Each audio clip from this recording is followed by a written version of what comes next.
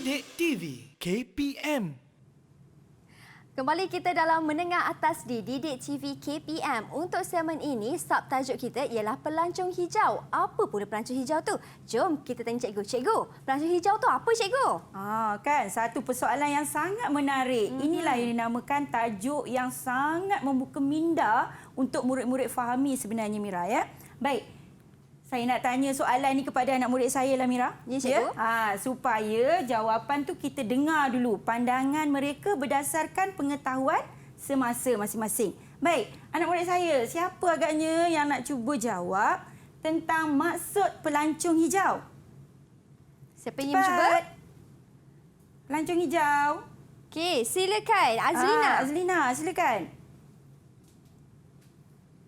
Pelancong hijau ialah pelancong yang mengamalkan amalan kita semula. Oh, maknanya Azlina bagi tahu tadi pelancong hijau ialah pelancong yang mengamalkan amalan kita semula. Seperti yang kita sebut tadi tu kan. Di mana-mana saja kita pergi melancong, kita kena amalkan sikap sebagai pelancong hijau. Okey, ada lagi pandangan lain ataupun pendapat lain tentang pelancong hijau? Siapa agaknya? Okey, Yus. Silakan Yus. Yus.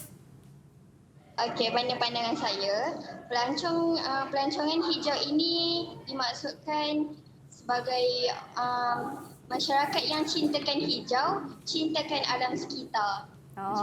Bukan cintakan hijau, cinta akan alam sekitar. Kalau cintakan hijau tu macam pilih warna pula kan. Okey. Bagus, Yus. Satu jawapan yang sangat baiklah.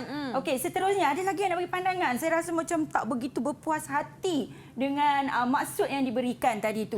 Apa agaknya? Faiz ke? Alia ke? Okey, Alia.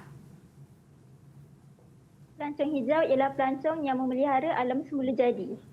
Pelancong yang memelihara alam semula jadi. Baik, kita rumuskanlah. Maksudnya berdasarkan definisi kamus. Okey, ini dia maksudnya, Mira. Ya, dan juga murid-murid sekalian, ya, ambil nota ni, ya. Pelancong hijau ni ialah pelancongan yang berasaskan sumber dan pemeliharaan alam semula jadi seperti flora, fauna, pantai, ya, tasik dan juga sungai. Ini maklumat ni daripada Kamus Dewan lah. Jadi, satu pengalaman ataupun satu ilmu baru yang awak dapat pada hari ini. Jadi, kena ambil tahu tentang pelancong hijau.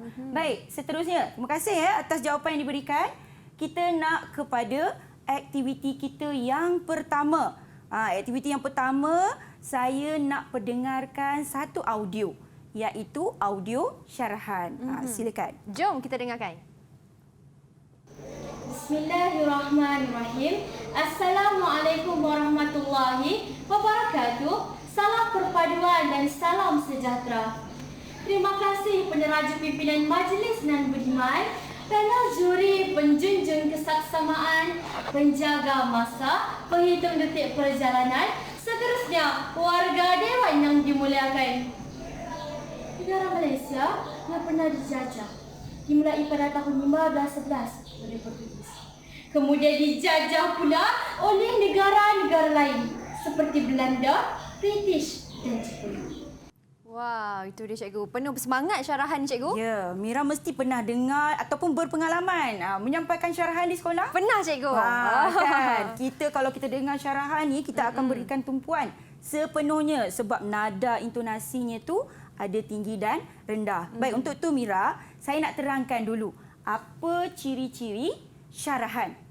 Sebelum anak murid saya laksanakan aktiviti, kita nak tunjukkan dulu apa ciri-ciri yang ada dalam penyampaian syarahan. Baik, yang pertama, pengucapan yang disampaikan tu secara individu.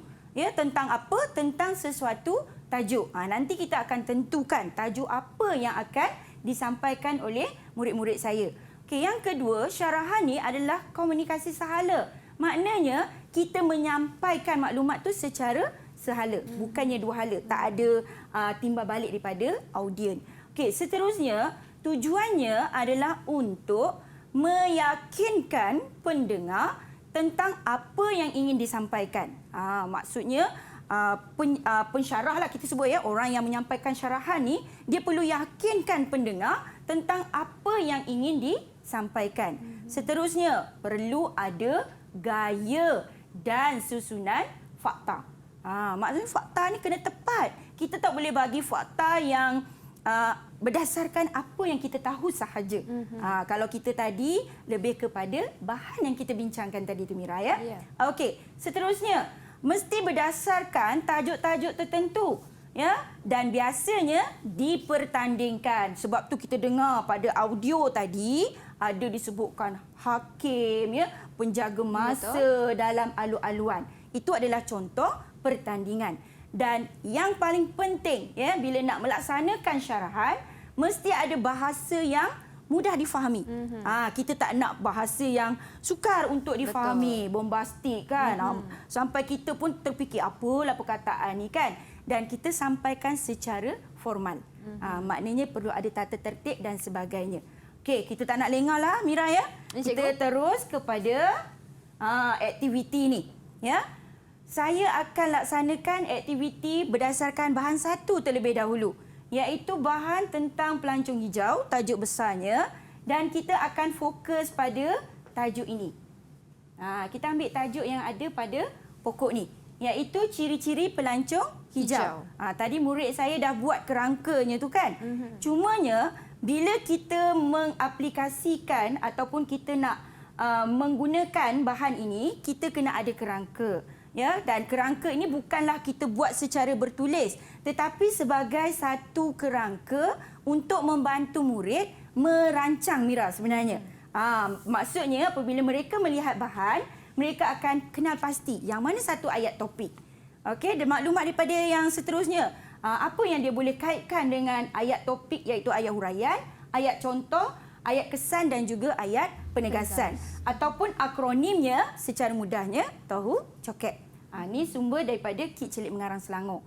Ya, memang murid yang berada di Selangor mengaplikasikan teknik ini. Jadi Mira, kita tak payah bertangguh lagi. Kita teruskan dengan aktiviti pertama, iaitu aktiviti syarahan yang akan disampaikan oleh siapa? Ada murid kita nak sampaikan syarahan cikgu. Siapa? Wah, Yus. Macam segan-segan je. Silakan Yus. Bismillahirrahmanirrahim. Assalamualaikum warahmatullahi wabarakatuh. Yang dihormati Tuan Pengerusi Majlis yang berusaha Pengetua SMK Kampung Soeharto Encik Zulfaka bin Zainal Abidin, barisan guru penolong kanan, guru kanan mata pelajaran, guru-guru serta rakan-rakan sekalian. Pada hari ini, saya ingin menyampaikan syarahan yang bertajuk Ciri-ciri Pelancongan Hijau. Sidang hadirin dan hadirat sekalian, fokus syarahan saya pada hari ini ialah ciri-ciri pelancongan hijau. Pelancongan hijau akan menyebarkan mesej lestarikan alam sekitar kepada anggota masyarakat yang lain. Mereka akan menjadikan contoh kepada masyarakat dengan memilih penginapan yang berkonsepkan hotel hijau yang diperakukan. Hal ini dikatakan demikian kerana amalan hijau dalam industri perhotelan menjadi tunjang perkembangan sektor pelancongan. Pihak pengurusan hotel menggunakan produk mesra alam seperti Shangri-La's, Tanjung Aru Resort dan Spa di Kota Kinabalu.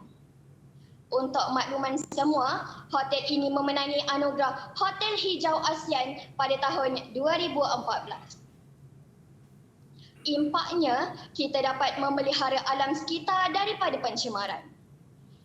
Benarlah bahawa ciri pelancongan hijau ialah mereka perlu memilih penginapan yang berkonsepkan hijau yang diperakukan.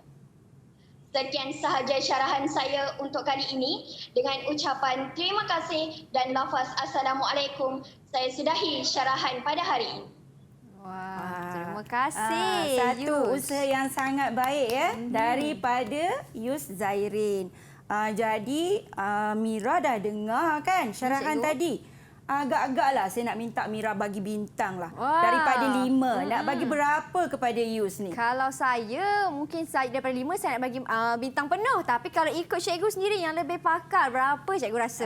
Pada pandangan saya lah kan, Yus ni masih muda lagi, Yeah. perlu belajar lagi banyak perkara ya, terutama untuk nada, tinggi rendah tu. Sebabnya bila nak menyampaikan syarahan, kalau kita dengar ciri-ciri tadi Mira, kita kena sampaikan tu dengan memberi keyakinan kepada pendengar. Kan? Jadi saya macam tak berapa yakin je dengan apa yang you sampaikan tadi tu, bukan dari segi fakta, tapi dari segi intonasi, penyampaian, intonasi dan juga persembahan. Jadi Mira, bolehlah letak saya bagi 3 bintang sahaja. 3 bintang untuk Yus. Wah. Okay.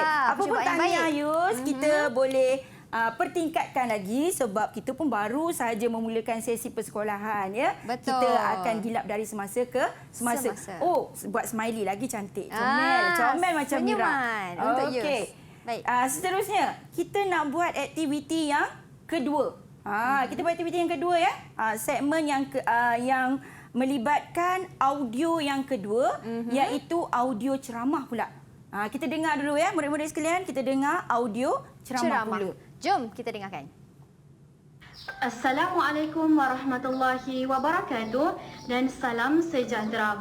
Yang dihormati pengerusi majlis Encik Azhar Helmi, yang berusaha Puan Hasfariza binti Abdul Hamid merangkap guru bahasa Melayu 5 internet. Dan seterusnya, rakan-rakan seperjuangan sekalian. Pada hari ini, saya Nurul Amalina binti Muhammad Saleh akan menyampaikan ceramah berkaitan manfaat baja kompos. Itu dia cikgu. Nampak beza tak Mira? Ada perbezaan cikgu. Kalau Mira secara peribadi berdasarkan bahan yang berdengarkan tadi tu, audio 1 dan audio 2, yang paling ketara apa yang Mira nampak? Yang paling yang paling Mira rasa Mira dengar dengan jelas ialah satu, intonasinya berbeza. Ya, betul. Dan juga satu macam formal, satu macam sedikit kurang formal cikgu. Ya, betul. Sebab ceramah ni disampaikan lebih bersahaja. Betul.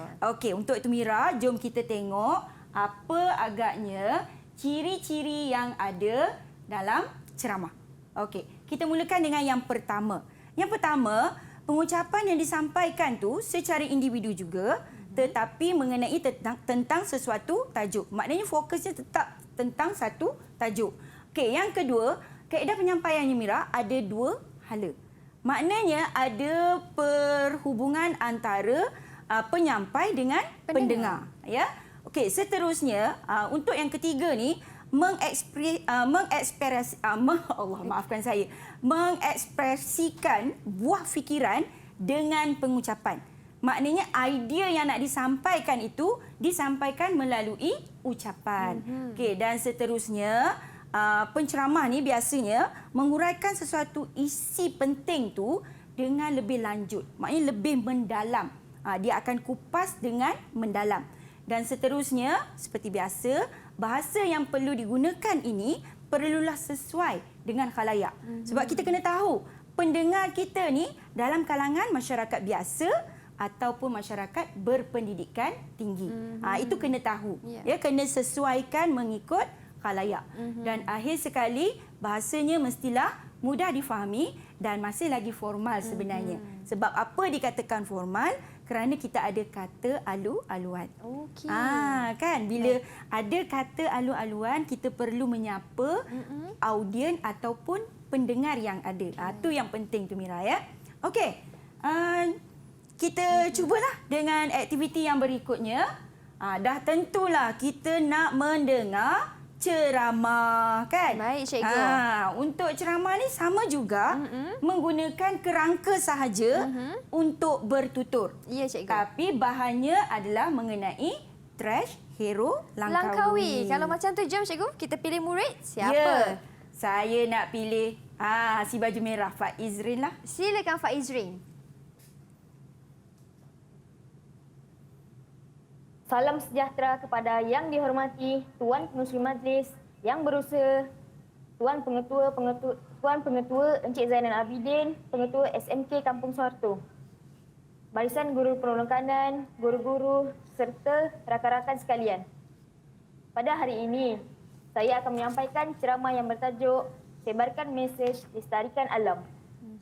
Hadirin dan hadirat sekalian, Trash Hero Langkawi ditubuhkan untuk memberi kesedaran berkaitan dengan kepentingan penjagaan kebersihan dan alam semula jadi kepada masyarakat umum. Hal ini dikaitkan demikian kerana Tersyiro Langkawi merupakan tersyiro pertama di dunia di Malaysia yang diiktiraf pada tahun 2015. Contoh aktiviti yang dijalankan oleh tersyiro ialah menjalankan aktiviti pembersihan pada pukul 10 pagi setiap Sabtu di tempat yang ditetapkan dari masa ke masa. Kesannya, tersyiro mendapat sokongan agensi kerajaan dan swasta. Sukarelawan dalam negara berjumlah lebih daripada 5,000 orang serta sukarelawan tersyiro Langkawi di luar negara lebih daripada 1,000 orang. Bernalah bahawa tersyiro Langkawi ditubuhkan untuk memberi kesedaran berkaitan dengan kepentingan penjagaan kebersihan dan alam semula jadi kepada masyarakat umum. Sekian sahaja ceramah saya pada hari ini. Okey, terima kasih, Terima kasih. Faiz. Okey, Mira, nampak tak hero kita? Ni pun hero juga ni ya. Satu-satunya Okey. hero yang ada. Berapa bintang untuk hero kita terlebih dahulu, Cikgu? Hero kita ni memang kena banyak berlatih lagi lah, Mira ya. Saya beri juga 3 bintang. 3 bintang. Cuma saya nak bagi tahu ya, Faiz ni kena yakin. Sekarang ni saya faham Faiz sedang mengaplikasikan teknik tahu coket. Maknanya dia berusaha untuk memahami kerangka tu dan dia menggunakan kerangka itu sepenuhnya untuk bertutur. Tapi kalau kita tengok tadi, Faiz macam masih lagi membaca. Maksudnya dia membaca apa yang dia tulis, apa Betul. yang dia rangkakan. Okey, sepatutnya Faiz kena yakin tau. Kan cikgu ada ajar tadi, kita guna lepas satu ayat tu, tap. Macam 3 saat kan? Tap. Untuk melancarkan pengucapan ataupun ceramah yang disampaikan tadi tu. Baiklah, Cikgu. Ya. Okey, dan 3 bintang untuk Faizrin. Jadi, tahniah, satu percubaan yang baik kepada kedua-dua orang murid kita. Selepas ini ada banyak lagi aktiviti yang Cikgu nak kongsikan kepada anda. Tetapi sebelum itu, kita berhenti berehat seketika. Seperti biasa, terus setia menonton Menengah Atas di Didik TV KPM. Jangan ke mana-mana.